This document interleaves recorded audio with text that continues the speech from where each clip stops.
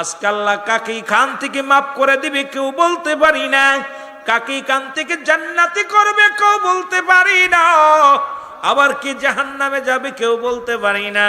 এখানে কে কোন নিয়তে এসেছে আল্লাহ সবাই রে যেন মাসুমের মাসুম বানায় দেয়। খাজা হযরত জুনাইদ বাগদাদী উনি ছিলেন তৎকালীন জামানায় একজন আল্লাহর মহান ওলি। ওনার বাড়িতে আসলেন একজন চোর, আর চুরি করতে এসেও হয়ে গেলেন আল্লাহর ওলি। বাজান একটু দেলের কান্ডা লাগায় শোনেন, একটু দেলটা লাগায় শোনেন, তাহলে বুঝতে পারবেন কখন আল্লাহ কারে হেদায়েত দান করে। কখনো সারা জীবন ভরে নামাজ পড়েছেন, কলমা পড়েছেন, সারা জীবন ভরে বন্দেগি করেছেন, মৃত্যুর আগে ঈমান হারায়া কবরে চলে গেছেন জাহান্নামী। আবার সারা জিন্দেগি ভরে অন্যায় করেছেন, এমন একটা কর্ম করেছেন আমার আল্লাহ রাজি হয়ে গেছে, খুশি হয়ে গেছে, ঈমানের সঙ্গে মৃত্যু হয়ে গেছে, হবেন জান্নাতি। জোরে জোরে চিল্লায়া বলা যাবে না সুবহানাল্লাহ? আর একটু জোরে জোরে চিল্লায়া বলা যাবে না আল্লাহু আকবার? আরো জোরে জোরে চিল্লায়া বলেন আল্লাহু আকবার। তৎকালীন জামানায় চোরটার নাম ছিল ইবনে সাবাত। তৎকালীন জামানার মধ্যে বিখ্যাত একজন চোর জুনাইদ বাগদাদীর বাড়িতে আসলেন রাত্রে অন্ধকারে চুরি করতে। গভীর মনোযোগ, কথাগুলো দিলের কান্ডা লাগা শুনে নিবেন, কাজে লাগবে আপনাদের, আপনার কাজে লাগবে, আমার জিন্দেগি কাজে লাগবে।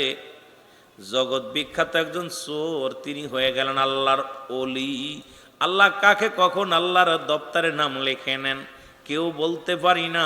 ফকরগিরি করো না, আমলের বাহাদুরি করো না, ঈমানের বাহাদুরি করো, ঈমান নিয়ে যেন মরতে পারো। আমলের বাহাদুরি করো না, আমি এত আমল করি, আমি এত আমল করি, এত দান করি, ফকর বন্ধ করো, এত ফকর করো আল্লাহ তুমি যেন আমার ঈমান হারা করো না। বেলালের মতো ঈমান দিও, ওই মুসলমান ওয়াসকরণীর মতো ঈমান দিও, ও মুসলমান হাফসি বেলালের মতো ঈমান দিও, আবু বক্কারের মতো ঈমান দিও, হযরত উমরের মতো ঈমান দিও। এমন ঈমান আমাদের দিও যেন ঈমান থেকে বঞ্চিত হয়ে যায় না। লা ইলাহা, নাই কোনো ইলাহ ইল্লাল্লাহু এক আল্লাহ ছাড়া। এ মুসলমান, নাই কোনো মাবুদ এক আল্লাহ ছাড়া গো, নাই কোনো মাবুদ এক আল্লাহ ছাড়া, ইল্লাল্লাহ, নাই কোনো মাবুদ এক আল্লাহ ছাড়া। আল্লাহকে পাওয়ার একমাত্র ঠিকানা মাধ্যম হলো মুহাম্মাদুর রাসূলুল্লাহ। জোরে জোরে চিল্লায় বলেন সাল্লাল্লাহু আলাইহি ওয়াসাল্লাম। জোরে জোরে চিল্লায় একবার বলা যাবে না মারহাবা? আর একটু জোরে জোরে চিল্লায় বলেন আল্লাহু আকবার। ইবনে সাবাত প্রতিদিন চুরি করে ধরা পড়ে যায়। যুবক মানুষ রাতের অন্ধকারে চিন্তা করে মহল্লার মধ্যে চুরি করব। রাতের অন্ধকারে আর একটা মহল্লায় চলে গেলেন। এই মহল্লায় চুরি বাদ দিয়া জুনাইদ বাগদাদীর শহরের মধ্যে চলে গেলেন। যাইতে যাইতে রাতের অন্ধকারে জুনাইদ বাগদাদীর ঘরের মধ্যে ঢুকলেন ইবনে সাবাত। জোরে জোরে চিল্লায় বলা যাবে না মারহাবা? ইবনে সাবাত উনি কি করলেন? জুনাইদ বাগদাদীর ঘরের মধ্যে প্রবেশ করলেন, রাতের অন্ধকারে ঢুকলেন। ঢুকিয়া দেখে একখানা যায় নামাজ পড়া আছে ঘরের মধ্যে। হুজুর গেছে কোথায়? তাহাজ্জুদের নামাজ পড়বে রাত্রে অন্ধকারে। হুজুর গেছে ওযু করতে, বাকি কাজ সারে, জরুরাত কাজ সেরে ওযু করতে গেছে। ইবনে সাবাত ঘরের মধ্যে ঢুকিয়া দেখে যায় নামাজ বিছানো। লক্ষ্য করে চারিদিকে দামি দামি কাপড়, তসবিহ পড়ে আছে, কোরআন শরীফ পড়ে আছে। ইবনে সাবাত চিন্তা করে, পাইছি আজকে ভালো মোটা অঙ্ক আজকে বসাইব। কাপড়গুলো দামি দামি কাপড়, সব দিকে লক্ষ্য করলেন, এগুলো গুছাইয়া নিলেন। ইবনে সাবাত সব কাপড়গুলো গুছাইয়া একত্রিত করে যখন বাঁধবে, চিন্তা করে বাঁধার তো কিছু নাই, কেমনে বাঁধবো, এটা তো বেঁধে নেওয়া লাগবে। ইবনে সাবাত যখন এটা ভাবতে লাগলেন, এ মুসলমান কি দিয়া বাঁধবে? এত দামি কাপড়, এত কিছু গহনা, কিছু সম্পদ পেয়েছে, এগুলো সব হাতায় নিয়ে নিলেন। নিয়ে কাপড়গুলো বাঁধবে কেমনে, মালামালগুলো বাঁধবে কেমনে? বাঁধার মতো কোনো রশি নাই। ইবনে সাবাত করলেন, নিজের গায়ের জামাটা খুললেন। জামাটা খুলিয়া চিন্তা করে, আজকে কাপড়গুলো বেঁধে নিব। সব কাপড়গুলো বাঁধলেন। কাপড় বাঁধা যখন ঠিক হয়ে গেছে, কাপড় উঠাইবে, এমন সময় আল্লাহর ওলি জগৎ বিখ্যাত একজন আল্লাহর ওলি হযরত জুনাইদ বাগদাদি ঘরের মধ্যে প্রবেশ করলেন, কাশি দিলেন। কাশি দিয়ে প্রবেশ করে দেখে চূড়ায় সব কিছু গুছাইয়া, চোরাই সব কিছু গুছাইয়া উঠাইয়া নিয়ে যাবে। কাশি দিয়ে বললেন, ভাই দাঁড়ান। জোরে জোরে চিল্লায়া বলা যাবে না আল্লাহু আকবার। এর ইবনে সাবাত চিন্তা করে ধরা পড়ে যাব, দৌড়ে পালাইতে হবে, এখন বড় বিপদের মধ্যে। ডাকলাম, ঘরের মধ্যে কেউ নাই, ঘরের মধ্যে কোনো মানুষের সমাগম নাই, ঘরের মধ্যে কোনো মানব নাই, শুধু মালামাল কিছু পাইলাম, দামি দামি পোশাক পাইলাম, পাঞ্জাবি পাইলাম, পাগড়ি পাইলাম, টুপি পাইলাম, সবই পাইলাম। কিন্তু কোথা থেকে লোকটা আসলো? ঘরের দরজাও তো খোলা, খোলা পাইলাম, ভিতরে কোনো মানুষ দেখতে পাইলাম না। ইবনে সাবাত যখন দৌড় মারবে, দূর থেকে ডাক দে বলে, বাবা দৌড় দিও না, আমি তোমার দলের লোক, দৌড় দিও না, দাঁড়াও। উনি দাঁড়ায় গেছে, চিন্তা করে, তোমার নাম কি? কয় আমার নাম শুনে কাম কি, বাড়ি কই? কয় আমার বাড়ি শুনে কি হবে? কই বাবা আমিও তোমার দলের লোক, তুমি আগে ঢুকছো, আমি পরে ঢুকছি, তুমি মালামালগুলো গুছায় নিছো। বাবা তুমি তো বাবা মালামালগুলো কাপড় চোপড়ে সব গুছায় নিছো, আমার একটু দেরি হয়েছে, আমিও আজকে কল্পনা করেছিলাম এই বাড়ি চুরি করব, কিন্তু দুজনই তো একই দলের মানুষ, ভয়ের কোনো কারণ নাই, দাঁড়াও, তুমি একটু ধৈর্য ধরো, তুমি তো দেখছি ক্লান্ত, তুমি ক্ষুধার্ত অবস্থায় আছো, দেখি মালিকের বাড়ি কোনো খাবার আছে কিনা। কয় কি বলতে চায়? নিশ্চিত উনি মালিক, এই জন্য আমাকে বলতেছেন। এই কথা বলিয়া আল্লাহর ওলি মুসলমান শুনে নাও, হযরত জুনাইদ বাগদাদি ভিতরে যায় একটা মগ দুধ আনিয়া, যখন দুধ লয়ে আসতেছিল উনি চিন্তা করে নিশ্চিত কোনো মালিক, আজকে চুরি করেছি, মানুষকে ডাক দিতে গেছে, আসা পর ধরা পড়ে যাব, আমাকে মারবে, আমাকে লোকজনের হাতে তুলে দিবে, পালাইতে হবে, যে কোনো বাহানায়, যে কোনো শিলায় পালাইতে হবে। দূর থেকে যখন পালাইতে গেছে, জুনাইদ বাগদাদি ডাক দিয়ে কয়, বাবা পালানোর দরকার নাই, আমি তোমার দলের লোক, এই নাও দুধ পেয়েছি, এই কোটি দুধ খেয়ে নাও, কারণ তোমার গায়ের মধ্যে বল নাই, তোমার গায়ে কোনো বল নাই, তুমি ক্লান্ত, এতগুলো কাপড় তুমি কেমনে মাথায় নেবে গো, এতগুলো মালামাল তুমি নিয়ে টানতে পারবে না। কয় তুমি যাই বলো, যতই দুধ খাওয়াও, আজকের মালের ভাগ আমি কাউকে দিব না, অনেক দিন বেশি চুরি করতে পারি না, আজকে সুযোগ বুঝে পেয়েছি, তোমাকে তুমি পাশে এসেছো, ভাগ দিব না। আল্লাহর ওলি ডাক দে কয়, বাবা আমার লাগবে না, তুমি নিয়ে যাও, আমার লাগবে না, তুমি নিবে, তোমারটা তোমারই দেব, আমি তোমার কাছে ভাগ চাই না, দুধটা খেয়ে নাও। দুধ খাইলেন, গায়ে বল হলো, এবার বলে চলো যাই, দুটি টুপলা বাঁধি, একটা টুপলা আমার মাথায় তুলে দাও, আর একটা টুপলা তোমার মাথায় নাও, কারণ এত কাপড় তুমি একা নিতে পারবা না, বড় টুপলাটা আমার মাথার মধ্যে দাও, ছোট টুপলাটা তুমি নাও, ছোট বোঝাটা তুমি নাও। আল্লাহর ওলি ও মুসলমান শুনে নাও, এ মুসলমান, ইবনে সাবাত ছোট বোঝাটা নিলেন, বড় বোঝাটা মুসলমান ওই আশিকের মাথায় তুলে দিলেন। তুলে দিয়া পর দুজনেই ঘর থেকে বাইর হয়ে গেলেন। আগে আগে যায় ইবনে সাবাত, পিছে পিছে যায় আল্লাহর ওলি। তখনও চিনতে পারে না মুসলমান।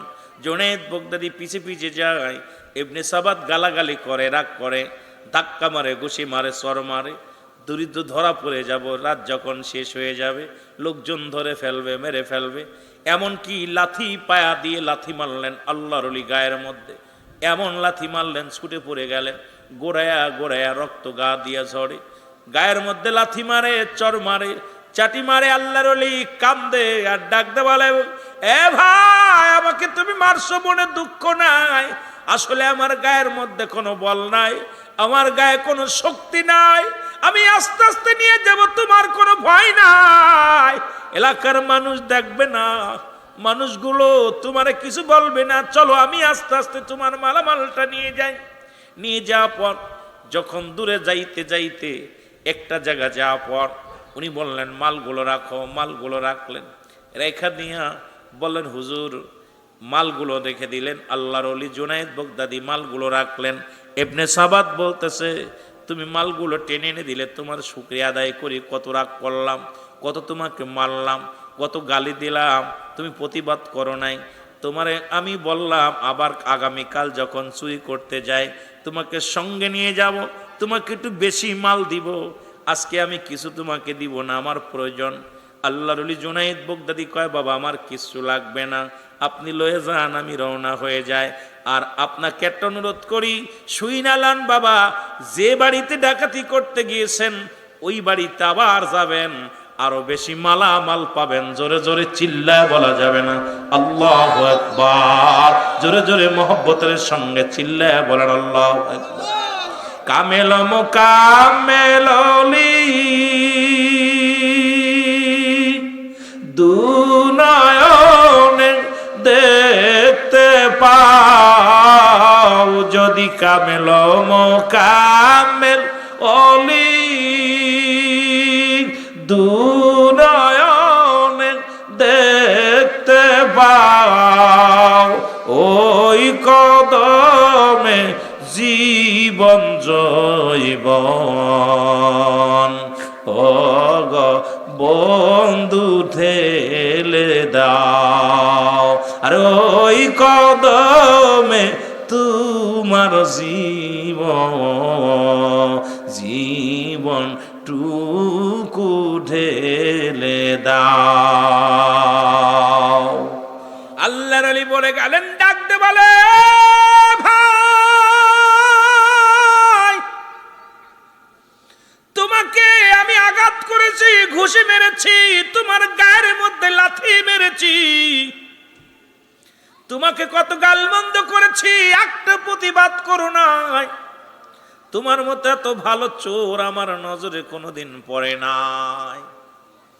তুমি যাইতেছো, যাবার আগে আল্লাহর ওলি ডাক দে কয়, বাবা আমারই তো ভুল ছিল, আমি কেন তোমার বোঝাটা ঠিক মতো টেনে দিতে পারি নাই। তুমি আমাকে মেরেছো, আমি অন্যায় করেছি, তোমার উপকার আমি করতে পারি নাই, এই জন্য আমাকে গালি দিছো, আমাকে ঘুষি মারছো, আমার গায়ের তুমি লাথি মারছো, কোনো কষ্ট আমার নাই। তবে বাবা তোমার বলি, আমি তোমার উপরে কোনো অভিযোগ নাই, তোমার উপরে কোনো ক্ষিপ্ত আমি নাই, এরা গণ্ডিত নয়। তবে তুমি আগামী কাল রাত্রে আমি তোমার সাথে যাব, যে বাড়িতে চুরি করতে গেছো ওই বাড়িতে আবার যাবা। এই বলিয়া বিদায় নিয়ে গেলেন। আর বললেন, আমি যদি ভুল ত্রুটি করে থাকি, ও ভাই মুসলমান শুনে নাও, ইবনে সাবাত আমারে তুমি ক্ষমা করে দিও, মাফ করে দিও যদি ভুল হয়ে যায়। আমি তোমার উপকার ঠিক মতো করতে পারি নাই, আমি তোমার মাল বহন করতে পারি নাই, এর জন্য আমি দুঃখিত, ক্ষমা চাই। এই কথা বলে উনি বিদায় হয়ে গেলেন। সঙ্গে সঙ্গে ইবনে সাবাদের অন্তরের ভিতরে ধাক্কা দিল, আরে এই মানুষটারে আমি মারলাম, এই মানুষটাকে গালি দিলাম, এই মানুষটাকে আমি ঘুষি মারলাম, এই মানুষটাকে কত না মন্দ কথা শোনাইলাম, একটা প্রতিবাদ করলো না। এই লোকটা আসলে কি চোর নাকি ওই বাড়ির মালিক? আবার আগামী দিন যাইতে বলে বাবা ওই বাড়িতে যাবা, আমার নাম হলো, আমার নামটা বাবা শুনে নাও, আমি তোমার দল লোক, আমার নাম হলো জুনায়েদ বাগদাদি। জোরে জোরে চিল্লায় বলা যাবে না মারহাবা? আর একটু জোরে জোরে চিল্লায় বলা যাবে না আল্লাহু আকবার?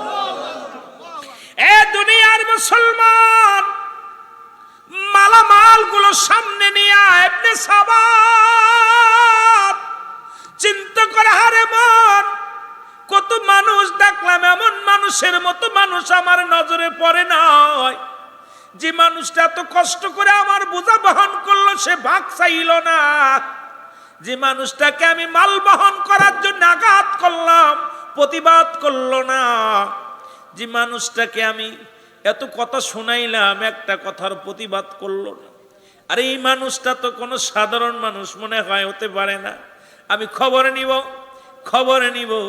এই কথা বলার পর শান্তি পেলেন না, মালামাল পড়ে থাকলেন, পাগলের মতো ছোটাছুটি করা শুরু করলেন। ইবনে সাবাত কি করলেন?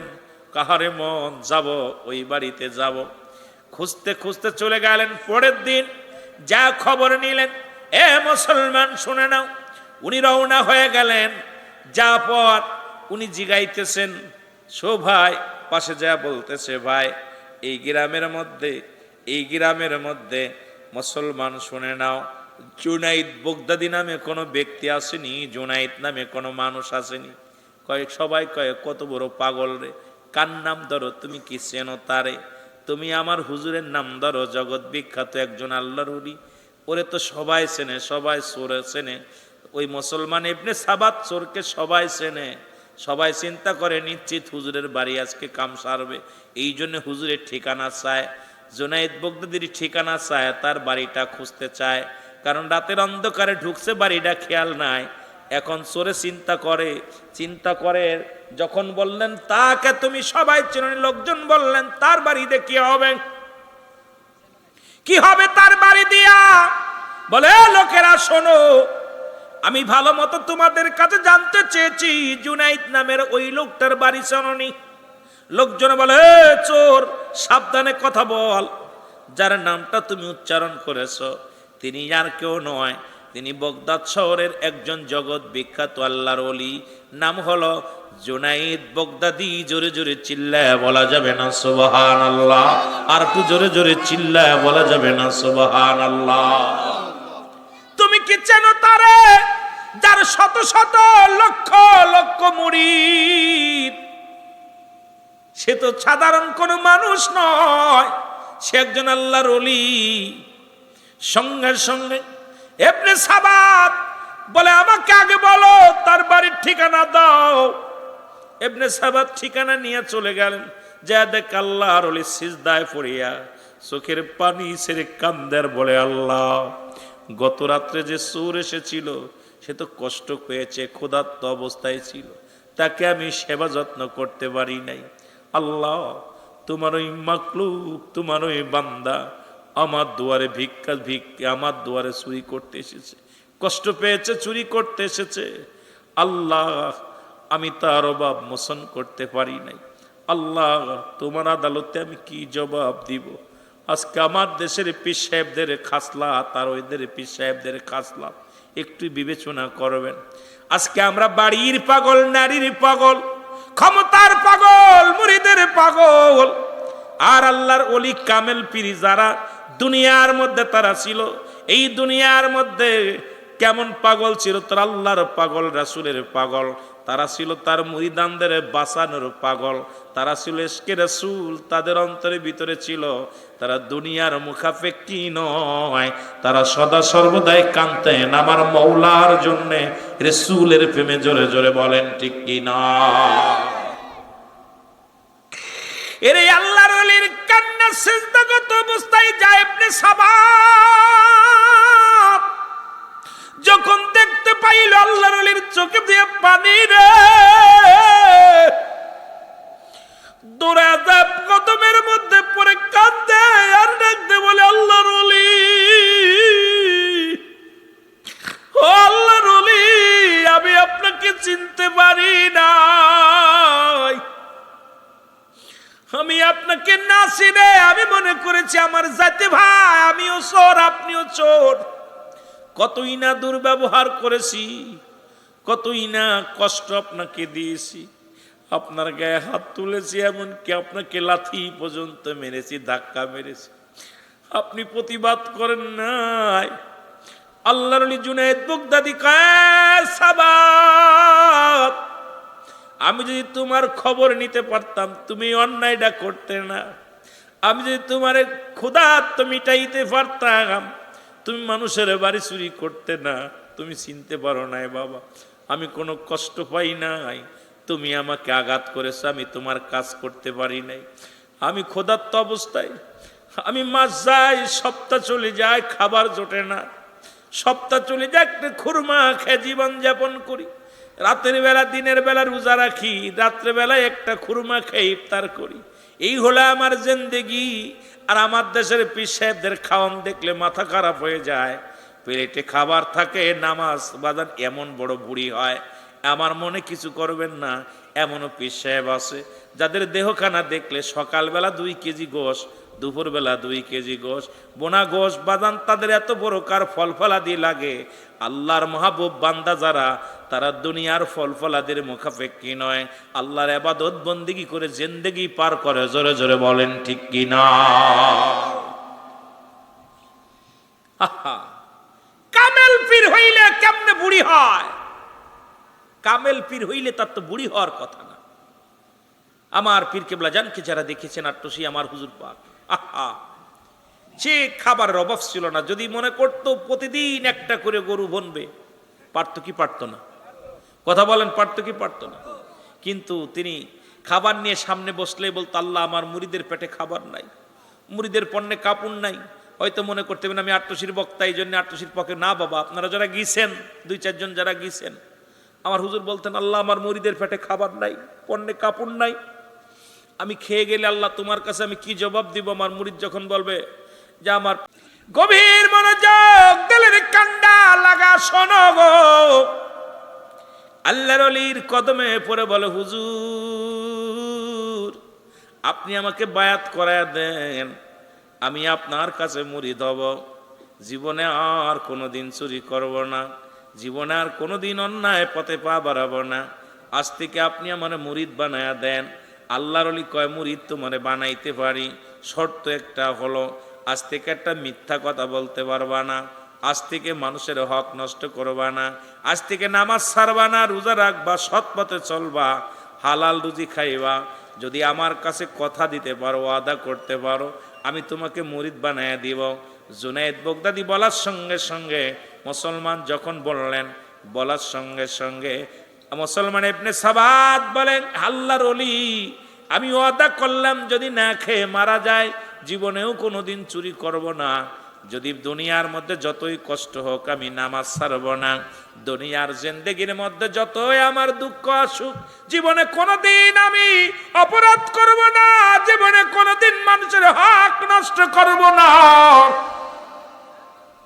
আল্লাহর ওলি জুনায়েদ বাগদাদি তারে বায়াত গ্রহণ করাইলেন, হাতে হাত দিয়া তওবা করাইলেন, কালেমা পড়াইলেন। এ মুসলমান ইবনে সাবাত জীবন ভরে সেই দরবারে কাটায় দিলেন। এমন ভাবে মুসলমান আমল করা শুরু করলেন, এমন ভাবে তাহাজ্জুদের নামাজ পড়া শুরু করলেন, এমন ভাবে তিনি ইবাদত বন্দেগী করা শুরু করলেন। রোজা রাখতেন, দিনের বেলা রোজা রাখতেন, রাতে না খায়া থাকতেন, দিনে না খায়া থাকতেন। অজর নয়নে রাত জেগে জেগে কাঁদতেন। কানতে কানতে আল্লাহকে এত পরিমাণ রাজি খুশি করলেন, মদিনা আল্লাহকে এত পরিমাণ রাজি খুশি করলেন, সর্বশেষে মুসলমান শুনে নাও, শুনে নাও মুসলমান শুনে নাও, এই পৃথিবীর মধ্যে এমন পরিমাণ এত পরিমাণ আমল করত, এত পরিমাণ ক্ষুধাভীরু ছিল, এত পরিমাণ আমলদার ব্যক্তি ছিল গো, এই পৃথিবীর মধ্যে সৎ পথে থাকার কারণে আল্লাহ ওয়ালা হতে হতে আমল করতে করতে সর্বশেষে ইবনে সাবাত মুসলমান শুনে নাও, আল্লাহ রব্বুল আলামিনের দপ্তরে ওনার একটা নাম হয়ে গেল, তিনি নাম হলো চোর থেকে আল্লাহর ওলি। এই মুসলমান শুনে নাও, জুনায়েদ বাগদাদির মুরিদ মুসলমান শুনে নাও, এই পৃথিবীর মধ্যে চোর থেকে হয়ে গেলেন আল্লাহর একজন ওলি। যেমন নিজামুদ্দিন আউলিয়া পৃথিবীর মধ্যে খুন করে হলো আল্লাহর ওলি, মুসলমান শুনে নাও, শুনে নাও, জগৎ বিখ্যাত আল্লাহর ওলি। পৃথিবীর মধ্যে অসংখ্য আল্লাহর ওলির এইরকম আছে। পৃথিবীর মধ্যে সুদ খোর হাবিব সুদ খায়া ছেড়ে দিয়ে আল্লাহর পথে পাগল হয়ে গেলেন, সঙ্গে সঙ্গে আমল করতে করতে হলেন আল্লাহর ওলি। আমার একটা বিশ্বাস, বিশ্ব জাকের মঞ্জিলে আমার ভাইরা যারা যায়, যারা আট্টসি দরবারে যায়, কেবলাজান হুজুর যে আমল দিছে, যদিও ওলি না হতে পারি, আউলিয়ার দপ্তরে নাম লেখানো সম্ভব। এই আমলটা যদি আমরা করতে পারি, জোরে বলেন ঠিক কি না? যে আমলগুলো দিছে হুজুর পাক, আট্টসির হুজুর যে আমল দিছে, সেই 3টার সময় উঠে আল্লাহকে ডাকা, কোরআন তেলাওয়াত করা, নবীর উপরে দুরূদ পড়া, জিকির আজগার করা, তাহাজ্জুদের আপনার সেই কখন মিলাদ শরীফ পড়া, কিয়াম করা, এরপরে নফল নামাজ পড়া, মুরাকাবা মুশাহাদা করা, জিকির আজগার করা, যে আমলগুলো দিছে, দৈনন্দিন যদি কোনো ব্যক্তি আমল করে, আমল করতে করতে আউলিয়ার দপ্তরে নাম লেখাইতে পারে। সুবহানাল্লাহ বলেন না? আরো জোরে বলেন না আল্লাহু আকবার।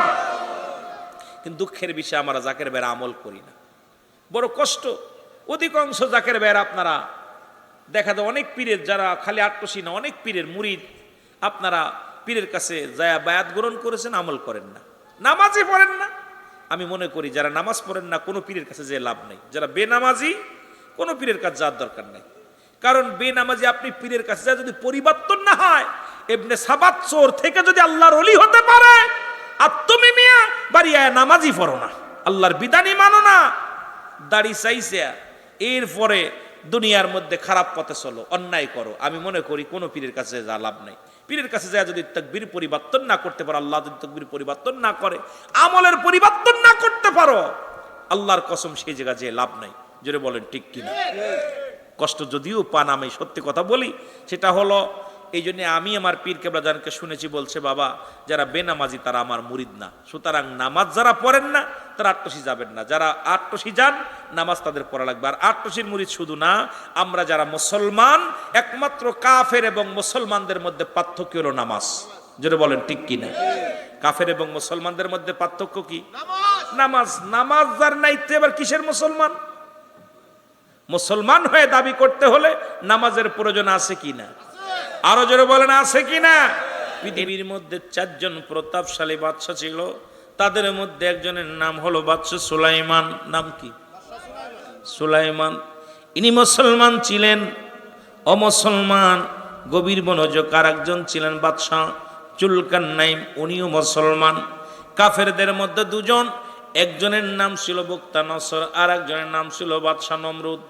এই 4 জন ব্যক্তিকে আমার আল্লাহ পৃথিবীর মধ্যে ধন সম্পদের মালিক বানায় দিছে, বিশাল বড় রাজত্ব আল্লাহ দান করেছে, এক একজনকে এক একটা জিনিস আল্লাহ দান করেছে।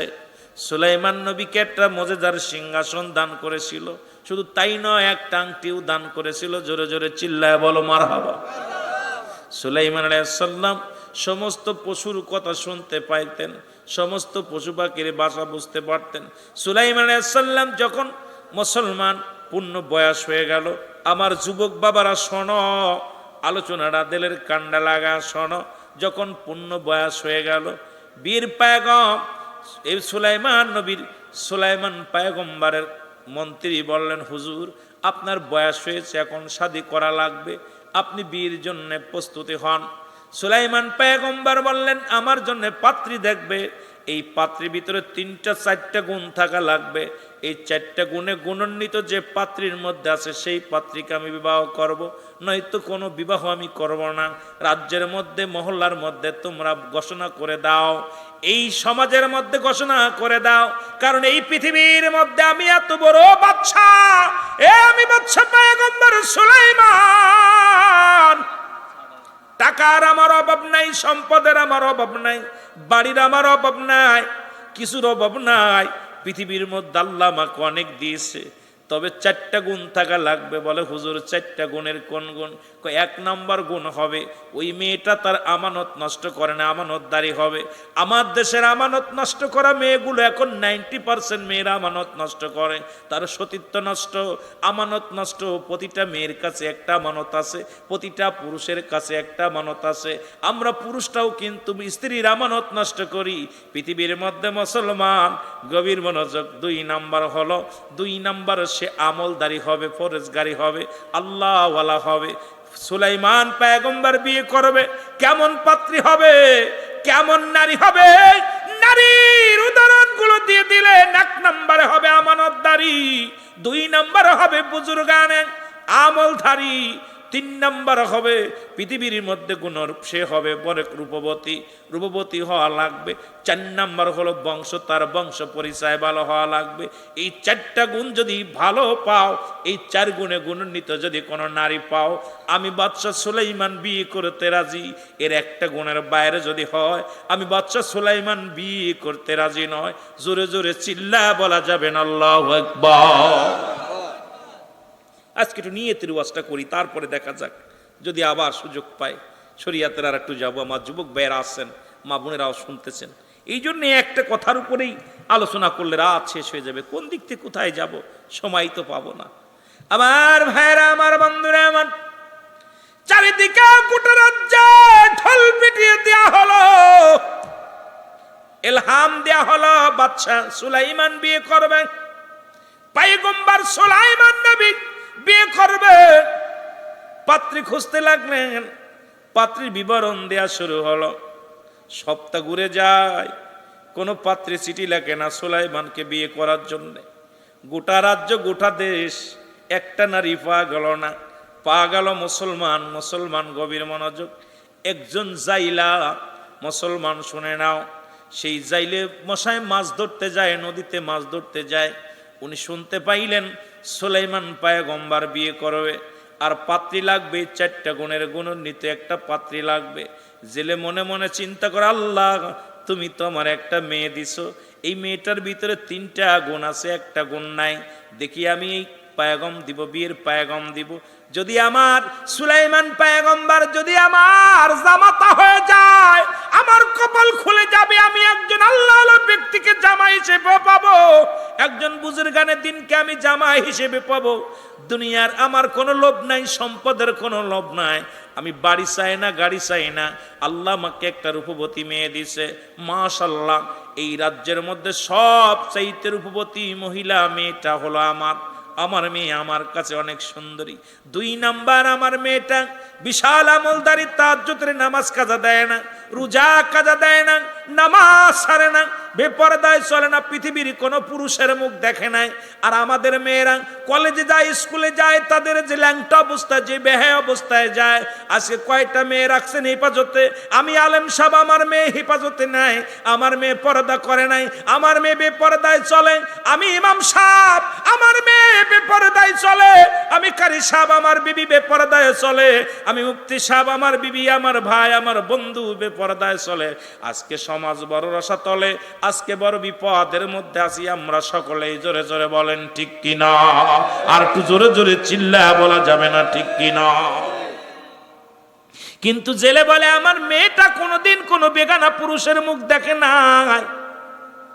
পৃথিবীর মধ্যে কোন মুক্ত আমানত নষ্ট করা তো দূরের কথা, পৃথিবীর কোন পুরুষই তার মুখ দেখে নাই। এত আমলদারি আমার মেয়েটা, তাহাজ্জুদের নামাজ কাজা করে না। 2টা আমল। 3 নাম্বার আমলটা হলো মুসলমান, শুনে নাও, এই পৃথিবীর মধ্যে আমার মেয়ে হলো গুণবতী। পৃথিবীর মধ্যে শুধু বংশ পরিচয়, আমি জেলে মানুষ, আমার কোনো সম্পদ নাই, টাকা নাই, আমি মাছ ধরি, এই একটা জিনিস আমার ভিতরে নাই। তবু সুলাইমানের কাছে পয়গম্বর দিব। দেখি আমার মেয়ের কাছে জিগায় যায়, বলছে মাকে, মেয়েটাকে ডাক দে। বলে মা। মেয়েটার সামনে হাজির হয়ে গেছে।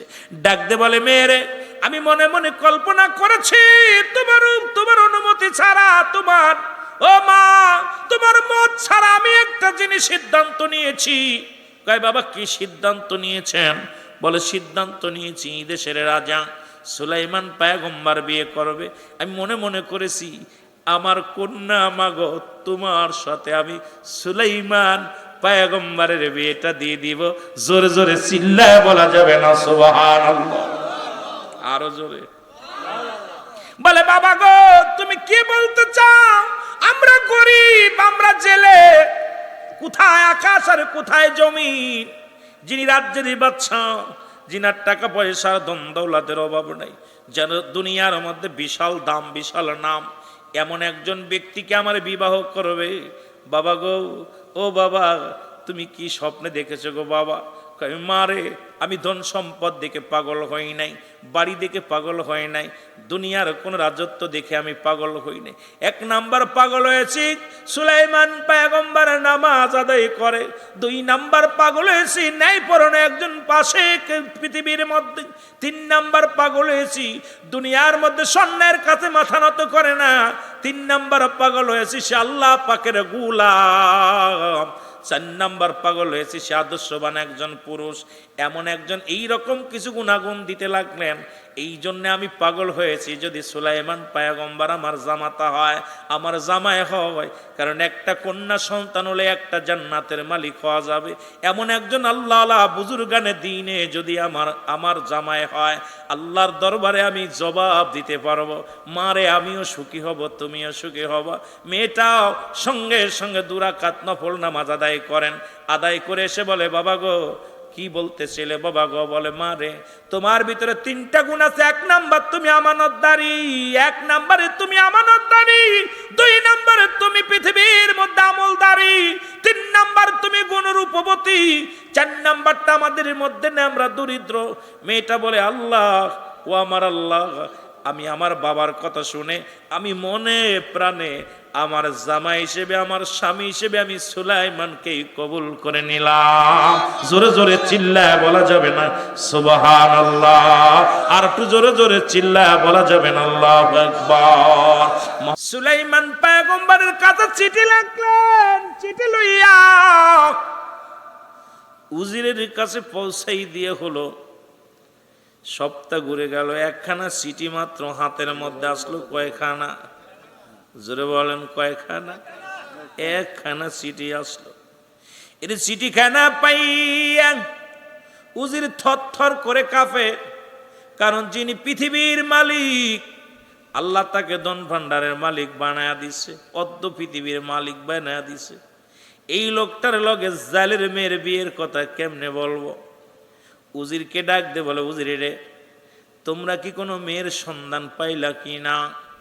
উজির বলে হুজুর বেয়াদবি মাফ করবেন, রাজ্য ঘুরে আসলাম, কোনো মেয়ে তো পত্র লেখে নাই আপনার সঙ্গে বিবাহের জন্যে। একটা পত্র পেয়েছি, এই যদি অব্যয় দেন এই পত্রটা আমি পেশ করতে পারি আপনার কাছে। উজির বলার সঙ্গে সঙ্গে বাদশা, উজির রে, কে সেই মেয়েটা? ভাগ্যবতী মেয়েটা আমার বিয়ে করার জন্য রাজ্যের প্রধান, আমি বাদশা সুলাইমানের সঙ্গে বিবাহের জন্য রাজি হয়েছে। আর সেই 4টা গুণ সেই মেয়ের মধ্যে আছে, একটু বলো তার পরিচয়। বলো হুজুর বেয়াদবি মাফ করবেন, যদি অভয় দেন তাহলে বলতে পারবো। আল্লাহর পাগল বাদশা সুলাইমান, ও মুসলমান শুনে নাও, ডাক দে বলেন, বলো আমি তোমাকে নির্ভয় দিলাম, তুমি বলো, ভয়ের কোনো কারণ নাই, বলো। বলো হুজুর আপনার রাজ্যে কোনো মেয়ে পত্র লেখে না, একটা পত্র লেখছে, একটা জেলের মেয়ে। বলে কি বলতে চাও? পত্রটা আমার হাতে দাও। পত্রটা পড়ে দেখে, হুজুর জীবনে বড় স্বপ্ন আমার, জীবনে কিচ্ছু চার নাই, কিচ্ছু চার নাই। মুসলমান পয়গম্বর সুলাইমান আমার স্বামী হবে, আমি স্বামীর খেদমত করব, আমি তার গোলাম হইয়া দুনিয়ার মধ্যে থাকব, আমি আমল করব। আমি পৃথিবীর মধ্যে রাজ্যের লোভ নাই, সম্পদের লোভ নাই, শুধু আপনার কদমের পাইতে চাই, ধুলা পাইতে চাই, আমি আপনার রানী হতে চাই পৃথিবীর মধ্যে, ইতি আমি অমক। সঙ্গে সঙ্গে মুসলমান সুলাইমান রাগ করে বাদশা সুলাইমান পত্রটাকে টান দিয়ে সুরে উজিরের মুখে সুরে মারলেন। উজির রে, তুমি কি পত্র নিয়ে আসলা? আমি হলাম রাজ্যের প্রধান, আর সাধারণ একজন জেলের মেয়ের সঙ্গে আমার বিবাহ হবে। এ উজির, এটা কেমনে তুমি আমার সামনে প্রস্তাব করে লাগো? তুমি কেমনে আমার সামনে এই কথাটা বলতে পারলা? বলে হুজুর গোটা রাজ্যের মধ্যে লক্ষ কোটি মানুষ, কেউ তো বিয়ের জন্য, আপনার সঙ্গে বিবাহের জন্য রাজি হয় না, আর এমন মেয়ে পাওয়া যায় নাই। এই মেয়েটা তো আপনার সঙ্গে বিবাহের জন্য পাগল। বলে সঙ্গে সঙ্গে সুরে মারলেন। মারার পর চিঠিখানা বাবার সামনে পড়ে গেলেন, সিরা চিঠিখানা। জেলের চোখ দিয়ে পানি বাইর হয়ে গেল, কানতে কানতে বলে আমার আল্লাহ, তুমি আমাকে রূপবতী মেয়ে দান করেছ, তুমি আমাকে পৃথিবীর মধ্যে আমানতদারি মেয়ে দান করেছ। আল্লাহ তুমি আমার আমলদারি একটা মেয়ে দান করেছো, কিন্তু পৃথিবীর মধ্যে আমি আল্লাহ বাদশা সুলাইমান পয়গম্বর সুলাইমানকে জামাতা বেনাত বানাইতে চেয়েছিলাম, কিন্তু কপালে লেখা নাই, আমার চিঠিখানা ছিঁড়ে ফেলেছে। আল্লাহ তুমি যদি আমার ধনী বানাইতা, আমার যদি সম্পদ দিতা, আল্লাহ তোমার কাছে আমার একটা দাবি, তোমার কাছে আমার একটা চাওয়া, হয় আমারে বাদশার মতো বাদশা বানায়া দাও, না হয় বাদশা সুলাইমানকে ফকির বানায়া দাও, আমার মতো জেলে বানায়া দাও, তবু বাদশা সুলাইমানকে আমি জামাই বানাবো। জোরে জোরে চিল্লায় বলা যাবে না আল্লাহু আকবার? আর একটু জোরে জোরে চিল্লায় বলা যাবে না আল্লাহু আকবার?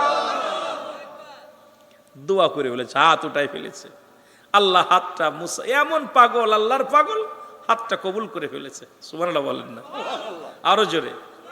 আমার আল্লাহ তাআলা কবুল করে ফেলেছেন। সপ্তাহ চলে গেল, হঠাৎ একদিন জরুরি তলব, বাদশা সুলাইমান রাজ্যের উজির নাজির মন্ত্রী পরিষদকে ডাকলেন, তোমাদেরকে নিয়ে একটা বৈঠক হবে, তোমাদেরকে নিয়ে একটা আলোচনা সভা হবে। হঠাৎ বাদশার পেটের মধ্যে একটা মোসর দিলেন। বাদশা বলে, তাড়াতাড়ি আমার বাথরুমে যেতে হবে। তোমরা বসো, সবাই বসো, আমি আসতেছি, অপেক্ষা করো। আংটিখানা খুলে বাদশার ওই মজেদার আংটিখানা খুলিয়া উজিরের হাতে দিলেন। উজির, এই নাও, আংটিটা ধরে রাখো, ঘড়িটা ধরে রাখো, আমি এখনই যাব, আমার কাপড়টা ধরে রাখো, আর রাজমহলটি টুপিটা ধরে রাখো, আমি এখনই ওয়াশরুমে যাব, এসে পরিষ্কার পরিচ্ছন্নতা হইয়া পুত পবিত্র হইয়া রাজদরবারে বসবো। এই সুযোগে দেখলেন বদজিন, এটা দেখতে পাইলেন বাদশাহ। যখন বদজিন দূর থেকে দেখতে পাইলেন সুলাইমান পয়গম্বর ওনার হাতের মজাদার আংটিখানা উজিরের হাতে দিয়ে দিছে, ওনার পাগড়িখানা উজিরের হাতে দিয়ে দিছে। বদজিন তাড়াতাড়ি বাদশা সুলাইমানের রূপ ধরিয়া দৌড়ে এসে উজিরে কয়, তাড়াতাড়ি আংটি দাও, দেরি হয়ে গেল, তাড়াতাড়ি আংটি দাও। আংটিখানা যেই উজিরের হাত থেকে যখন নিয়ে নিছে, সঙ্গে সঙ্গে গোটা এই মজেদার আংটিখানা যার হাতে থাকতো, গোটা পৃথিবী তার দিকে ঝুঁকে পড়তো, সবাই তার অনুগত হয়ে যেত। জিনের বাদশা, মুসলমান বদ জিনের বাদশা, উনি যখন আংটিটা নিয়ে নিছে, নেওয়ার পর সব জিনের সব লোকজন, রাজ্যের সব মানুষগুলো মুসলমান নকল সুলাইমানের পাগল হয়ে গেছে। উনি রাজ দরবারে যে রাজ সিংহাসনে বসলেন, বসে বললেন, শোনো শোনো, একটা শুভ সংবাদ, একটা খারাপ সংবাদ, শোনো দূর সংবাদ। আমার রাজ্যে একজন নকল বাদশা সুলাইমান সাজছে, উনি একটু পরে আসবে, আমার রাজ্যে প্রবেশ করবে। উনি প্রবেশ করে বলবে, উনি কি বলবে? উনি বলবে, শোনো শুনে নাও, এই আমি হলাম আসল, আমি হলাম আসল। সে কিন্তু আমার রূপ ধারণ করেছে, সে আসল না, সে নকল। এই রাজ্য সে দখল করে নিতে চায়। তোমাদেরকে আমি হুকুম দিলাম, যেখানে পাবে সেখান থেকে তারে প্রতিহাত করবে। যদি রাজদরবারে ঢুকতে চায় তারে ঢুকতে দিবা না। খবরদার খবরদার, এই লোকটা একটা ছলনাময় মানুষ, বড় জাদুকার, সে আমার রূপ ধারণ করে তোমাদেরকে ধোঁকা দিবে, রাজ্য দখল করে নিবে। খবরদার, তার থেকে বাঁচাও। জোরে জোরে চিল্লায়া বলা যাবে না আল্লাহু আকবার। জোরে। সুলাইমান পয়গম্বর রাজ দরবারে ঢুকবে, প্রহরীরা বলে, না, তুমি নকল সুলাইমান, আসলটা তো প্রবেশ করেছে, তুমি নকল। তোমাদের অনুরোধ করি, আমি আসলটা, ওইটাই নকল, আমাকে একটু দেখতে দাও। কে? যখনই যা দেখি নকল জিন, বদ জিন রাজ সিংহাসনে বসে আছে। সুলাইমানকে দেখা পর জিন বলতে লাগলেন, শোনো, রাজ্যের সব মন্ত্রী উজির সবাই শোনো, ওই ধোঁকাবাজ সুলাইমান নবী সেজে কিন্তু রাজ দরবারে প্রবেশ করবে, যেখানে পাবে সেখান থেকে পিটাইবা, তাকে যেন রাজ দরবার থেকে তাকে বিতাড়িত করা হয়, নাই তোমাদের অমঙ্গল হবে, আমি সুলাইমান বলে দিলাম। এর মুসলমান আসল সুলাইমানকে ধরে মন্ত্রী পরিষদ, উজির, প্রহরীরা সবাই মারতে লাগলেন। সুলাইমান পয়গম্বর বলে, আমার ভাইয়েরা, আমাকে তোরা মারিস না, আমি তোদের রাজা, আমি তোমাদের প্রধানমন্ত্রী, রাজ্যের প্রধান, আমাকে তোরা মারিস না। সবাই মারতে লাগলেন, লাঠি দিয়া মাথার মধ্যে আঘাত করলেন, মাথা ফেটে গেলেন, রক্তাক্ত হইয়া জমিনের মধ্যে বেহুশ হয়ে পড়ে গেলেন। মুসলমান হাতাশি হাতে করে টান দিয়া ঘাড়ে করে নিয়ে রাস্তার ধারে ফেলায়া দিল। ওই বদজিন বললেন, ওই নকল সুলাইমানকে তোমরা ফেলে আসো। সবাই নিয়ে তারে ফেলে আসলেন। ওই রাস্তা দিয়ে যাইতেছিলেন মুসলমান, মাছ ধরিয়া নিয়া ওই জেলে জাল হাতের মধ্যে মাছ নিয়ে যাইতেছিল। দেখে মুসলমান ওই যুবকটা রাস্তার কিনারায় বেহুশে পড়ে আছে, জাল ফেলে দিয়া যায়, দেখে তো সুন্দর যুবক। ও মুসলমান, মুজেদার আংটি যেহেতু হাতের মধ্যে নাই, মুসলমান এখন কাউকে সুলাইমান কাউকে চেনে না, সুলাইমানের সেই ক্ষমতা নাই, সুলাইমানের সেই পাওয়ার নাই, কারণ মুজেদার আংটি এখন হাতে আছে বদজিনের। এখন বদজিন সবাইকে বশ করে ফেলেছে। জোরে জোরে চিল্লায়া বলা যাবে না আল্লাহু আকবার। জাইলা সবকিছু থুইয়া দেখে মাথা ফাটায় এলেছে। বাবা, তোমার নাম কি? কইতে পারে না। বাড়ি কই? কইতে পারে না। কোথায় ঠিকানা? কইতে পারে না। আহারে, এত সুন্দর চেহারা সুরত যুবক ছেলেটা। হাট বাড়িতে নিয়ে যায়। বাড়িতে নিয়ে গেলেন, চিকিৎসা করিয়া সেবা যত্ন করিয়া সুস্থ হলেন। আজ যেদিনকে উনি বাড়ি নিলেন, ওদিনকেই নদীতে যায় বিপুল প্রচুর পরিমাণ মাছ পাইলেন। চিন্তা করে আমার কপাল, যুবকটাকে বাড়িতে আনলাম আর এত পরিমাণ মাছ পাইলাম, যুবকটা ভাগ্যবান। সুবহানাল্লাহ বলেন। যুবকটাকে আরো বেশি বেশি সেবা যত্ন করতে লাগলেন, পুরো সুস্থ হয়ে গেলেন। সুস্থ হতে লাগলেন, একদিন দুদিন করিয়া কিছুদিন যাইতে লাগলেন, প্রচুর পরিমাণ মাছ জালে পড়তে লাগলেন, অভাব চলে গেল, ধনী হয়ে গেল, ধনী হয়ে গেল। একদিন হঠাৎ করে জেলে বলে, বাবা মনে কিছু না করলে একটা কথা বলি। কয় কি? কয় বাবা গো, আমার একটা লোকের প্রয়োজন, এত পরিমাণ জালে মাছ ধরা যায়, এখন আমার একটা লোকের প্রয়োজন, তুমি যদি মনে কিছু না করো বাবা আমার সাথে যেতে পারো, আমি একটু তোমার নিয়ে যাব, সহযোগিতা করবা। এর সুলাইমান নবী চলে গেলেন মাছ ধরতে, নদীর মধ্যে মাছ ধরতে গেলেন। আর ওদিনই যখন সুলাইমান নবীকে সাগরের মধ্যে পেয়েছে, মাছ যেন পাগল হয়ে গেছে। এত পরিমাণ জালের মধ্যে আটকা পড়েছে, জেলে মাছ বিপুল প্রচুর পরিমাণ মাছ পেয়ে অত্যন্ত খুশি হয়েছে। আরে ভাগ্যবতী, ভাগ্যবান যুবক, তোরে যেদিন থেকে বাড়িতে আমি আনছি কুড়িয়া, সেদিন থেকে আমার কপাল খুলে গেছে। আজকে নদীতে আনছি, নদীর মধ্যে শুধু মাছ আর মাছ, তোকে হাতছাড়া করা যাবে না, জোরে জোরে চিল্লায়া বলা যাবে না সুবহানাল্লাহ। বছর একটা পার হয়ে গেল, 1 বছর পার হয়ে গেল। কয় বছর? যুবকরা কয় বছর? 1 বছর পার হয়ে গেল।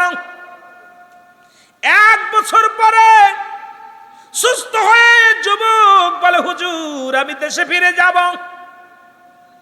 সুলাইমান বলতেছে, আমারে ছেড়ে দেন, 1 বছর আপনার কাছে রয়েছে, আমাকে ছাড়েন। কয় বাবা ছেড়ে দিব, তবে যাবার তোমার প্রতি মায়া জমে গেছে, ভালোবাসা জমে গেছে। যাবার আগে একটা কথা আমি তোমার কাছে জানতে চাই। বলে কি কথা? কয় বাবা আমার বাড়িতে কয়জন মানুষ তুমি জানো? আপনার বাড়িতে 3 জন। কয় কেডা কেডা? আমি, আপনি আর আপনার বিবি। সুবহানাল্লাহ বলেন না। আপনি, আমি আর আপনার বিবি। জেলে বলে না বাবা না, আমার বাড়িতে আর একজনও আছে। কয় কে? আল্লাহ তাআলা আমার একটা কন্যা দান করেছে, এই কন্যাটা আছে। এ মুসলমান যুবক বলে, হুজুর এতদিন 1 বছর আপনার বাড়িতে আসি, আজ পর্যন্ত আপনার বাড়িতে যে মেয়ে আসি এটা শুনেও নাই, দেখেও নাই। আর আমাদের এলাকার মধ্যে যদি কোনো হুজুর বাড়িতে ঢোকে, ওরে জানালা ভাঙ্গে দেখে হুজুর কালো না ধলা, জোরে কোন ঠিক কিনা। আর যদি সুন্দর যুবক যায়, তোর অবস্থা কাহিল। কোথা কই না কেন? কয়েকদিন আগে তাহেরি ভাই আর আমি গেছি একটা মাহফিলে। আইরে ভাই রে ভাই, ওয়াল ভেঙে ফেলে, জানলা দরজা সব ভেঙে ফেলতে, মহিলারা ঘুরতে পেরে দেখার জন্য আমাকে আমার মাফ করেন, আমি ফালাই আনতে অবস্থা। কিন্তু 1 বছর যুবক, 1 বছর যুবক বাড়ির মধ্যে, কিন্তু মেয়ে আছে বাড়ির মধ্যে, যেকে নাই, জানেও নাই, শুনতেও পারে নাই। বলে চাচা মিয়া কি বলতে চান? আপনার বাড়ি আপনার মেয়ে আছে? কয় বাবা হ্যাঁ, একবার একটা যুবতী মেয়ে আছে।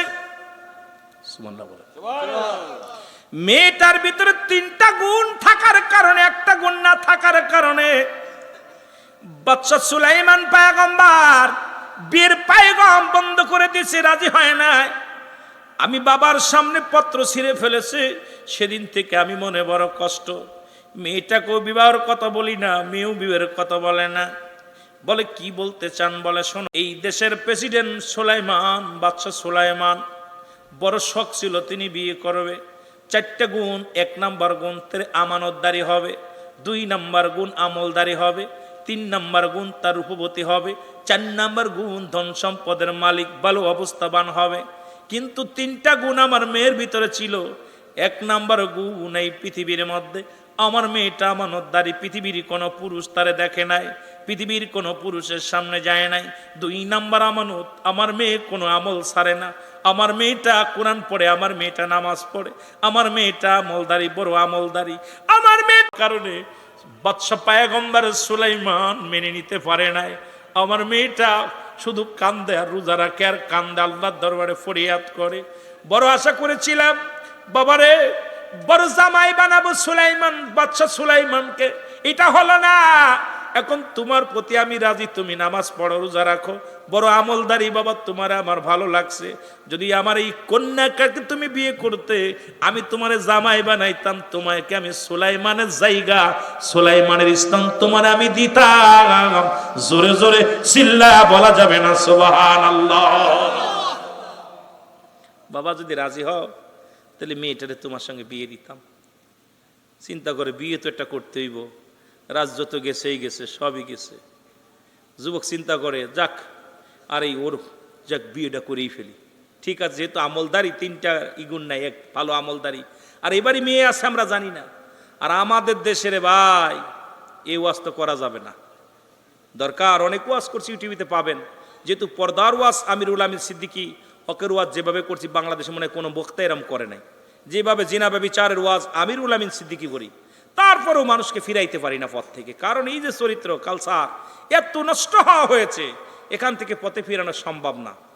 অনেক বক্তাও মাঝে মাঝে ফোন দিয়ে করে, উলামিন এত বলো না। আমি এত বলবো না, কারণ আমি নিজে বাঁচতে হবে, পরিবার পরিজনকে বাঁচাইতে হবে। অধিক বাড়িতে পর্দা নাই, অধিকের বাড়ি, অধিক সমাজের বাড়ি। এখন পর্দা চলে গেছে হিন্দু বাড়ি।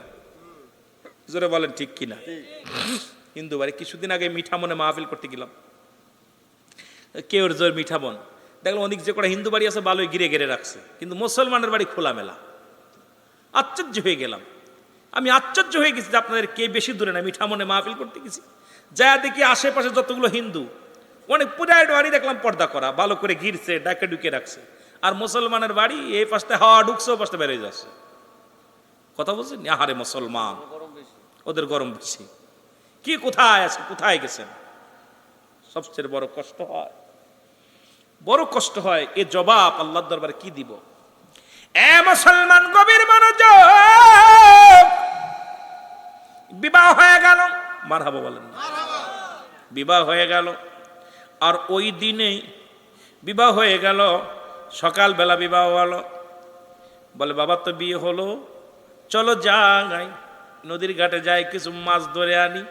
আজকে ওই নতুন মাছগুলো, যে মাছগুলো ধরবো, সাজো রান্না করে খাওয়াইবো। সুলাইমান পয়গম্বর জামাই হয়ে গেল জেলের, কিন্তু সুলাইমানও জানে না, আর ওই মুসলমান জেলেও জানে না যে আসল মাল ঘরে। সুবহানাল্লাহ বলেন না, আর একটু জোরে বলেন না। এদিকে নদীর ধারে যাইয়া যখন সুলাইমান পয়গম্বর মাছ ধরে, যুবক যখন মাছ ধরে, ওই রাস্তায় নদীর উপর দিয়ে একটা ভালো জিন যাইতেছিল। উনি দেখতে পাইলেন কিরে সুলাইমান পয়গম্বর কেন নদীর মধ্যে মাছ ধরে। আশ্চর্যজনক ব্যাপার। সুলাইমান হুকুম দিলে মাছ হেঁটে চলে যাবে। সুলাইমান মাছ ধরতে এসেছে, ঘটনাটা কি? খটকা লাগছে, ভালো জিনিস, নিশ্চিত একটা ঘটনা ঘটছে। তাড়াতাড়ি দৌড়ে গেছে। ভালো জিনটা যায় দেখে বদ জিন রাজত্ব দখল করে একদম বসে আছে। রাজত্ব দখল করে রাজ্যের অভাব আনাটন দেখা দিছে। রাজ্যের মধ্যে মানুষে মারামারি, কানাকানি। সবাই কয় সুলাইমান এত বড় বদ হয়ে গেল, বিয়াদব। একটা বছর পার হয়ে গেল, কোনো রাজ্যের কোনো ভালো কাজ করে না, খালি খারাপ কাজ করতেছে। বদ জিন ও তো একদম শেষ করে দিচ্ছে। কথা বোঝেন নাই? সবাই বলা বলি করতেছে।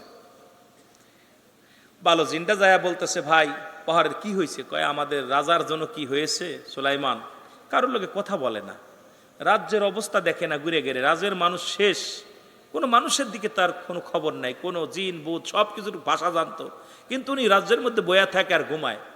উনি কোনো দিক খেয়াল নাই। উনি যায় দেখে বদ জিনকে দেখে ভালো জিন এমন দাবড় শুরু করছে, দাঁড়া। যেই তারা দিছে, বদ জিন দৌড় শুরু করছে। এমন দাবড় শুরু করতে করতে একদম নদীর ভিতর দিয়ে দৌড়াই গেছে। নদীর ভিতর যাইয়া বদ জিনের হাত থেকে আংটিটা ফেলে দিছে। সুবহানাল্লাহ বলেন না। ফেলবে তো ফেলবে। সুলাইমান পয়গম্বরের সামনে একদম ওই ফেলার সঙ্গে সঙ্গে ওই আংটিটা, মুজেদার আংটিটা বড় একটা মাছে খেয়ে ফেলছে। সুবহানাল্লাহ বলেন। আর একটু জোরে বলেন। বড় একটা মাছে খেয়েছে। আর মাছে যেই খাইছে, ওই নদীতে যত মাছ ছিল, ওই বড় মাছটার জন্য পাগল লেগে গেছে। সব ঝাঁকে লক্ষ লক্ষ মাছ, ছোট বড় যত ছিল সব ওই মাছের জন্য পাগল হয়ে গেছে। সুবহানাল্লাহ বলেন না। কারণ ওই আংটি যার হাতে থাকবে তার জন্য সবাই পাগল। আর সুলাইমান আর ওই জাইলে এক জাল ফেলেছে, আর এত পরিমাণ মাছ উঠছে, বড় মাছটা তো বাঁচছেই, যে মাছটা আংটি খেয়েছে ওই মাছটাও জালের ভিতরে আটকা পড়েছে, আর এত পরিমাণ মাছ ধরা পড়ছে জাল উঠাইতে পারছে না। একটু মহব্বতের সঙ্গে জিকির করেন সুবহানাল্লাহ আলহামদুলিল্লাহ লা ইলাহা ইল্লাল্লাহ, আরো জোরে সুবহানাল্লাহ আলহামদুলিল্লাহ লা ইলাহা বাইজান মগর মনের বেদনা হায় হায় বুঝাইলে কেউ বোঝে না, আইরে শোনাইলে কেউ শোনে না, বলো শোনাই শোনে না, বলো শোনেন হে মদিনা লা ইলাহা জোরে লা ইলাহা, মহব্বতে বলেন লা ইলাহা লা ইলাহা মুহাম্মাদুর সাল্লাল্লাহু আলাইহি ওয়াসাল্লাম। এই দুনিয়ার মুসলমান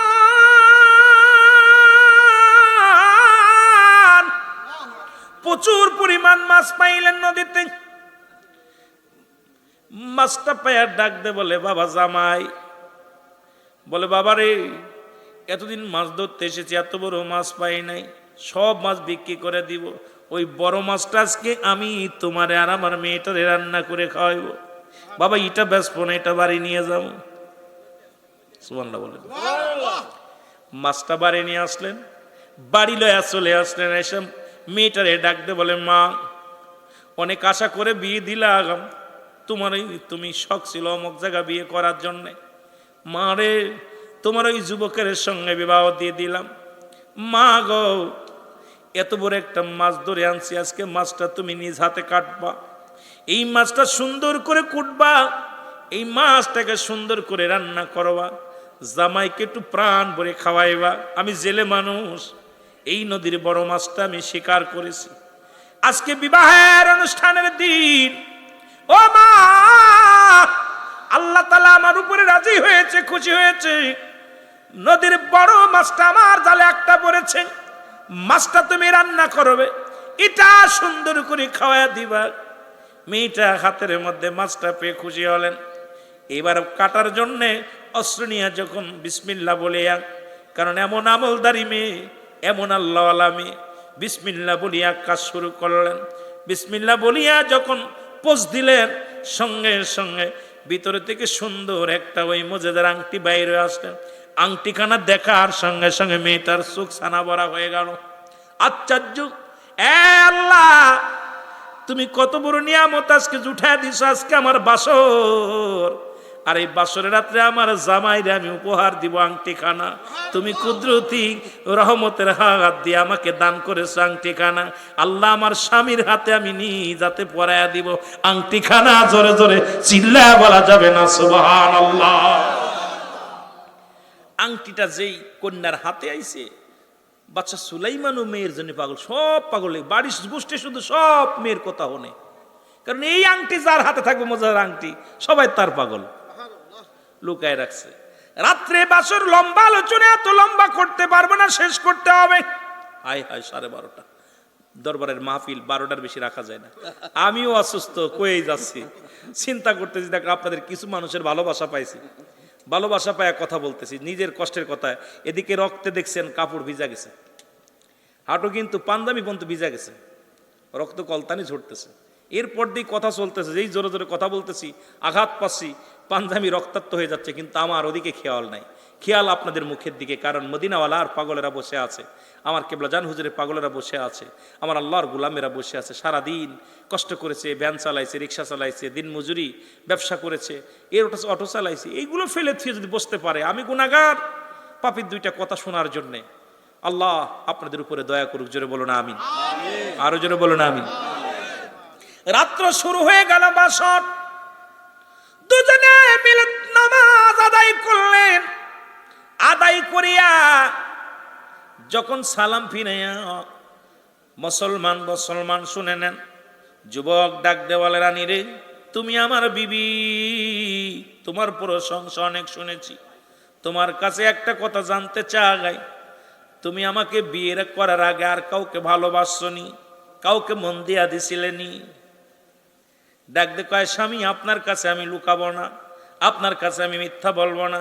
জীবনে একজনকে আমি মন দিয়ে ফেলেছিলাম, জীবনে প্রতিজ্ঞা করেছিলাম বিয়ে যদি করতে হয় তাকে করব, কিন্তু কপালে জোটে নাই, গরিব হওয়ার কারণে আমার কপালে জোটে নাই। ছেলে বলে, ডাক দে কি সে? সেই লোকটা কে বলে, শুনে নেন, শুনে নেন, শুনে নেন। সেই লোকটা হলো আমার রাজ্যের বাদশাহ, বাদশাহ পায়গম্বর, মুসলমান শুনে নাও, সুলাইমান পায়গম্বর। বড় শখ ছিল, জীবনে স্বপ্ন ছিল এমন আল্লাহকে বিয়ে করব, এই দুনিয়ার জিন্দেগির জন্য নয়, আল্লাহকে পাওয়ার জন্য, রাসূলকে পাওয়ার জন্য, জান্নাতে যাওয়ার জন্য বড় আশা ছিল। একজন আলেম, একজন ভালো ব্যক্তি, আমলদার ব্যক্তিকে বিয়ে করব, কিন্তু কপালে না আয়, গরিবর কারণে চোখের পানিগুলো টাচ করে ছেড়ে দিলেন। ছেড়ে দিয়া বলে, স্বামী, আমি এসব কথার মনে করতে চাই না। এই 4টা গুণ চেয়েছিল। নাম্বার 1 হলো তার আমানতদারি, জীবনে আমি আমানত নষ্ট করি নাই। 2 নাম্বার আমলদারি, আমি আমলের ঘাটতি রাখি নাই। 3 নাম্বার রূপবতী, আমার মতো আমার মন বলে এই রাজ্যের রূপবতী আর কোনো মেয়ে নাই। 4 নাম্বার একটা ভালো বংশ, কিন্তু আমার বংশটা ওই জালের বংশ, আমি গরিব মানুষ, এই জন্য বিয়ে হয় নাই। এই কষ্ট নিয়ে মনের ভিতরে, তবে আজকে আমার কষ্ট নাই। আপনার মতো একজন আদর্শবান নামাজি ব্যক্তি পেয়েছি, আমলদারি একজন স্বামী পেয়েছি। আমি অতীতকে ভুলে থাকতে চাই, বর্তমান নিয়ে বাঁচতে চাই। এই কথা বলা পর ডাক দিয়ে বলে, বিবি রে, ও বিবি, আয় আয়। বিবি গেলেন, কাছাই গেলেন। যখন দুজন একাকার হয়ে গেলেন, বিবি বলতেছে, স্বামী রে, আজকে বিবাহের রাত্রে, বাসর রাত্রে আমি আপনাকে একটা আংটি উপহার দিতে চাই, আমি আংটিটা উপহার দিতে চাই। আংটিখানা দেখার সঙ্গে সঙ্গে বাদশা সুলাইমানের চোখ দিয়া দরদর করে পানি ছেড়ে দিছে। ডাকতে বলে, বিবি রে, তুমি আংটি কোথায় পেলে? এই আংটিটা কোথায় পেলে? বলে, বিবি রে, আংটিখানা তুমি কই পেলে? আংটিখানা তোমার কাছে কেমনে আসলো? এই কথা শোনার পর বিবি ডাকতে বলে, শোনেন, পরে আগে আমি আপনি উপহার দিইনি, আগে আপনাকে আপনার ভিতরে আপনারকে দিয়ে নি। এবার আঙ্গুলটা আগায় দিলেন, সুলাইমান বাদশা পায়গম্বর সুলাইমানের হাতের মধ্যে হাংটিটা পরাইয়া দিলেন। পরাই দেওয়ার সঙ্গে সঙ্গে বাদশা সুলাইমান স্মৃতি ফিরে আসলেন। দুনিয়ার সব পুরনো স্মৃতিগুলো যখন ফিরে আসলেন, চিৎকার দিয়ে বলে, হে পরওয়ারদিগার আলম, আমার আল্লাহ, তোমার মহিমা বোঝা বড় জ্বালা। আল্লাহ, যে পত্র আমি ছিঁড়ে ফেলেছিলাম, সেই ঘরের ভিতরে তুমি আশ্রয় দিলা। যে নারীকে আমি অবহেলা করেছিলাম, সেই নারীকে আমার বিবি বানায়া দিলা। জোরে জোরে চিল্লায়া বলা যাবে না সুবহানাল্লাহ? আর একটু জোরে জোরে চিল্লায়া বলা যাবে না আল্লাহু আকবার? আর যারা মা বোনেরা ওয়াজ শুনতেছেন, আল্লাহর রাস্তায় আজ থেকে প্রতিজ্ঞা করবেন যে একজন নামাজি ব্যক্তি হালাল খোর বান্দার বিয়ে করব। ওই ঘুষখোর, ওই বড় বড় চাকরি করে ঘুষখোর, গাঁজাখোর, মদখোর, নারীখোর, এদেরকে পরিহার করে একজন ভ্যান চালককে বিয়ে করবেন, একজন রিক্সা চালককে বিয়ে করবেন। হালাল খোর বান্দা, ইমানদার বান্দা, নামাজি বান্দা, ওই দাড়ি রাখা বান্দা, দাড়ি কাটানা, দাড়ি ছাটানা, ওই ব্যক্তিকে বিবাহের জন্য প্রস্তুতি হন। মার কাছে দাবি করবেন, দাদার কাছে দাবি করবেন, বোনের কাছে বলবেন, বাবার কাছে বলবেন, বাবা গো, আমাকে বিবাহ দিলে একজন নামাজি ব্যক্তির হাতে দিবেন, আমাকে বিবাহ দিলে একজন হালাল খোর বান্দার হাতে দিবেন, একজন হালাল খোর বান্দার হাতটা ধরাইয়া দিবেন। আমি আর কিছু চাই না, বাড়ি চাই না, রাজত্ব চাই না, সম্পদ চাই না। ও যেন আমার আমানতটা রক্ষা করতে পারে, আল্লাহর গোলামি করতে পারে, রাসূলের অনুগত্য থাকতে পারে, এমন একজন বান্দা বান্দি যদি একাকার হতে পারি, জীবন সঙ্গিনী পাইতে পারেন, তাহলে আপনার আমার জীবন ধন্য। জোরে বলেন না সুবহানাল্লাহ? আরো জোরে বলেন। এই জন্য আমি যুবকদেরও বলে যাই, যুবতীরও বলে যাই, আজ থেকে আমাদের চাওয়া, লোকটা যেন ওয়াহাবি না হয়, সুন্নি না। ওদিকে আবার সুন্দর একটা কথা বলছে। তবে আমাদের ভিতরে দেখবেন, ওই দাড়ি, টুপি, জুব্বা, পাগড়ি সব ঠিক আছে, তার ভিতরে নবী নাই। কথা বুঝে নিন। অনেক সুন্দর একটা প্রস্তাব দিছে। এই একটা হলো আমল, একটা হলো ঈমান। এইবার ভালো বুঝানো কথাটা বলার পর ওয়াজবার বাইরে গেছে, বিপদে পড়ছে। আমি মনে সাইরা দিমু, বিপদ। একটা হলো আমল, একটা হলো ঈমান। ব্যক্তির জীবনের অমূল্য সম্পদের নাম হলো ঈমান। মানব জীবনের অমূল্য সম্পদের নাম হলো রুহু। যেটা বলেন ঠিক কিনা? মানব জীবনের অমূল্য সম্পদের নাম ঈমান, আর ব্যক্তির জীবনের অমূল্য সম্পদের নাম রুহু। রুহুবিহীন বডির কোনো মূল্য নাই, জোরে বলেন ঠিক কিনা? হাত আছে, পা আছে, সব ঠিক আছে, কিন্তু রুহুটা নাই, এই বডির কোনো মূল্য নাই। জোরে বলেন, এই বডির কোনো মূল্য আছে? নাই। তদ্রূপ আমার বাবারা, পৃথিবীর মধ্যে যতই আমল করেন, এই আমল করছেন কিন্তু ইমান নাই, ওই আমলের কোনো দাম নাই। এখন আমল একটা, ইমান একটা। আমল কি? নামাজ, রোজা, হজ, যাকাত ইত্যাদি, দাড়ি, টুপি, পাগড়ি, সবকিছু, এগুলোর নাম কি? জোরে বলেন, আমল। আর ইমান হলো নবী মুহাম্মদুর রাসূলুল্লাহ সাল্লাল্লাহু আলাইহি ওয়াসাল্লাম। যার ভিতরে নবী নাই, এর আমলের কোনো দাম নাই। এই সমস্ত কাট্টা মৌলবী থেকে সাবধান, জোরে বলেন ঠিক কিনা? এই সমস্ত, এই রাসেল ভাইরা, কি যেন ভাইফার, রাসেল ভাইফারের যত বিষাক্ত, ওই কাঠমৌলবী তাস্তাই তো বিষাক্ত। ওরা যে সংসারে সবল মারবে, গোটাটা নবীর দুশ্মনের রাসূল বানায় দিবে, জোরে বলেন ঠিক কিনা? সাবধান, হুঁশিয়ার করে দিলাম, বিষাক্ত সাপ ওরা। ওদের সবল যারা খাইছেন তারা শেষ, ওই জাতি শেষ। করবে না দোয়া, পড়বে না মিলাদ, করবে না মোনাজাত, মানুষকে খাওয়াবে না। এরা তাদের চলা চলতি, উঠা বসা সব ভিন্ন, উপরে ফিটফাট, তলে তাদের সদরঘাট। জোরে বলেন ঠিক কিনা? আরো জোরে বলেন ঠিক কিনা? আমরা জুলুস করলে মনে কিছু করেন না, আমরা নবী আসার আগমনে জুলুস করলে, এইটা তাবারক খাইলে না যায় যায়, জুলুস করলে না যায় যায়, মিষ্টি বিতরণ করলে না যায় যায়। আর তারা জিনা ব্যভিচার করে জেলখানা থেকে বাইর হলে ফুলের মালা আর মিষ্টি পায়। জোরে বলেন ঠিক কিনা? হালাতটা কি দেখছেন নি? বড় কষ্ট লাগে, এই কথাগুলো কইতে পারি না, বড় কষ্ট লাগে। এই জন্য আমি আপনাদেরকে বলে যাই, সাবধান, সাবধান। এই গোষ্ঠীর সঙ্গে আত্মীয়তা করবেন না, এদের সাথে কোনো সম্পর্ক রাখবেন না। এই বাতিল বাতিল ফেরকা যারা, আনন্দ বেশি করে হিন্দুরা কালচার। নাউজুবিল্লাহ। ঈদ মানে আনন্দ, মিলাদ মানে জন্ম বৃত্তান্ত। মিলাদ যে মানে না, ঈদ যারা মানে না, এদের মতো পুরা কফেল্লার পৃথিবীতে নাই। জোরে বলেন ঠিক কিনা? আল্লাহ আমাদের বোঝার তৌফিক দান করুক। এদের সঙ্গে আমি অনেক আলোচনা আছে, ইউটিউবিতে আরও আসবে। যেহেতু আজকের বিষয়ে দুইটা বিষয়ের উপর কথা বলেছি, দুইটা বিষয়, একটা হলো আল্লাহর ওলি, যে কোনো মুহূর্তে আমল করতে করতে আউলিয়া হওয়া যায়। আমল করেন, আজ থেকে তওবা করেন যে আমি আর অন্যায় করব না, পিছনে ফেরবো না, ভালো কাজ করব। এখান থেকে নিয়ত করছেন, আল্লাহ আপনাকে কবুল করে ফেলেছে, আপনি আউলিয়ার দপ্তরে নাম লেখাইতে পারবেন। সুবহানাল্লাহ বলেন না? আমলে আউলিয়া, বেআমলে দেউলিয়া, বেআমলে দেউলিয়া হয়ে যাবেন। এই জন্য আমি প্রথমে আওয়াজ করছি যে সেটা হতো কি, আল্লাহকে পাওয়ার জন্য নিজেকে বিলিয়ে দেন না, নিজেকে। এই জন্য আল্লাহ আমাদের সবাইকে কবুল করুক। বুঝতে হবে এই জন্য যে আমাদেরকে এখনো দরজা খোলা আছে, ফিরে আয়, পথ আছে। লাটাই আল্লাহর হাতে ছেড়ে দিছে খেলার জন্য, টান যখন দেবে ধরা তখন পড়ব। এই জন্য ধরা পড়ার আগেই আমরা ভালোভাবে উড়ি, যাতে করে টান দেওয়ার আগেই আমরা ঈমান নিয়ে মরতে পারি। জোরে বলেন ঠিক কিনা?